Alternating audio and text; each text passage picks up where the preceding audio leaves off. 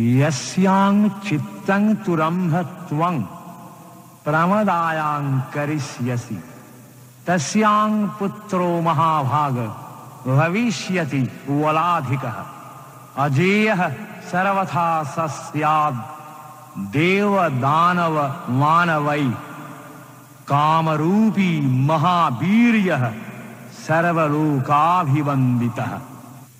পুরাকল্পে রম্ভ নামে এক অসুর অগ্নিদেবের কাছে বর লাভ করেন।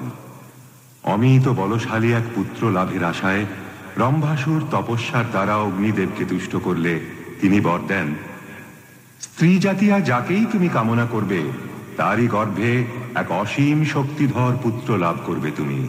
বর লাভ করে যক্ষপুরী যাবার পথে একটি স্ত্রী মহিষের প্রতি তাঁর দৃষ্টি আকৃষ্ট হয়।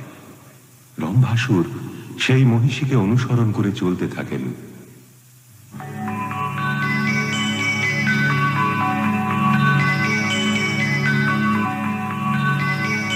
কে তুমি রমণী? কেনই বা এই মহিষী রূপ ধারণ করেছ? আমি মহিষ জাতীয় অসুরদের কন্যা। আমার স্বজাতীয়রা সকলেই মহিষ। মহিষ অসুর। যুবক মহিষেরা প্রত্যেকেই আমাকে কামনা করে। তাদের উন্মত্ততায় অতিষ্ঠ হয়ে এই মহিষীর রূপ ধারণ করে পালিয়ে বেড়াচ্ছি। মহাশয়, আপনার পরিচয় তো জানা হলো না। মহিষী, আমি অসুররাজ রম্ভ। অগ্নিদেবের কাছে তপস্যা করে আমি বর লাভ করেছি। আমি যে রমণীর প্রতি আসক্ত হব তারই গর্ভে এক অমিত শক্তিধর পুত্র লাভ করব। যদি বলি তুমি আমার সেই প্রার্থিতা রমণী, তাহলে কি তুমি আমাকে প্রত্যাখ্যান করবে মহিষ নন্দিনী?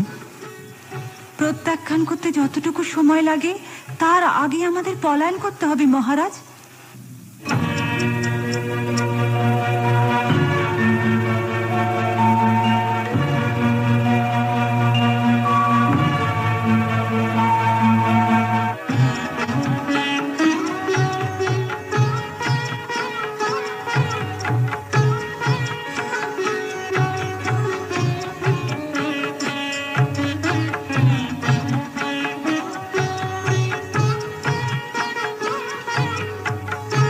রম্ভাসুরের সঙ্গে মহিষীর মিলন সম্পূর্ণ হয়।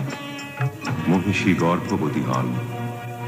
মহিষপুরের অসুরেরা মহিষীকে অন্বেষণ করতে থাকে এবং একদিন তাদের একজন রম্ভাসুরকে দেখতে পায়।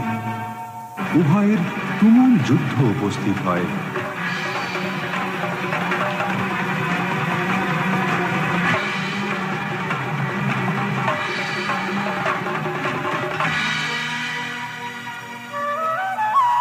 রম্ভাসুর বীরোচিত মৃত্যুবরণ করলে যক্ষগণ চিতা প্রস্তুত করে অগ্নি প্রজ্বলিত করে।